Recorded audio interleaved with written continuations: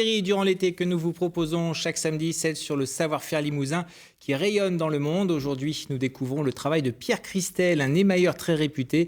Les collectionneurs et les musées suivent de très près ses créations. Reportage à Panazol dans l'atelier de l'artiste Isabelle Rio et Valérie Agut.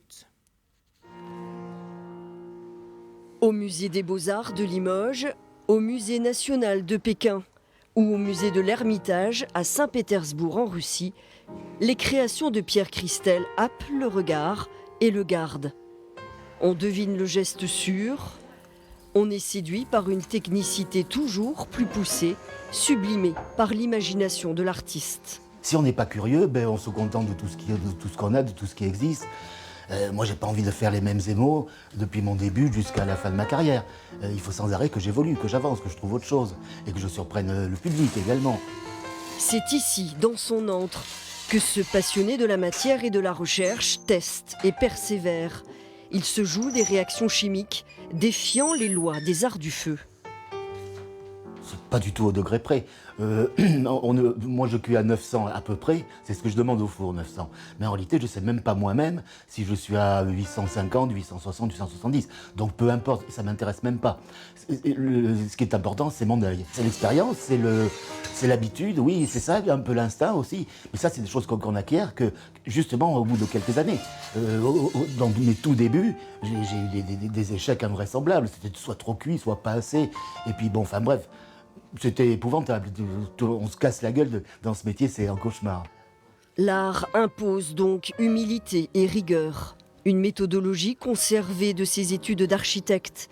Ces échantillons sont la base de travaux préparatoires, un dialogue entre process et intention artistique. Alors ça, c'est relativement nouveau, je l'avais jamais fait.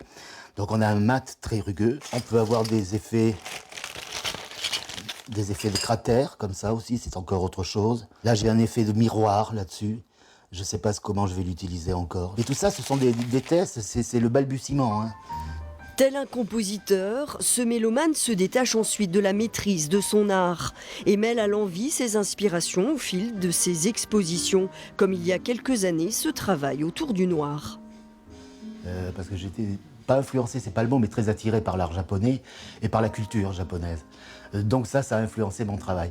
Mais j'étais trop dans le figuratif, et ça commençait à m'énerver, le figuratif. Je voulais en sortir un petit peu et avoir un peu moins de rigidité. Même s'il regrette depuis une pièce en particulier.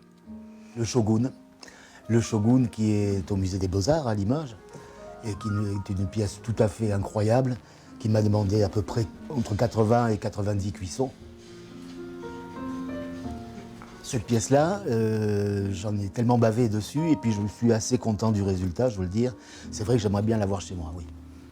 Primé par la Fondation Bettencourt, exposé chez Sotheby's, attendu par les collectionneurs du monde entier, c'est ici, près de Limoges, berceau de l'émail dès le VIe siècle, que Pierre Christelle se tourne résolument vers l'avenir. Il y trouve tout ce dont il a besoin. Ma solitude, ma musique, le jazz. Voilà, j'ai besoin de mon indépendance, de ma tranquillité, mon petit chien. Ma femme, bien évidemment, mais elle n'a pas le droit de venir à l'atelier, donc bon. Voilà, c'est très simple ce dont j'ai besoin, c'est très simple.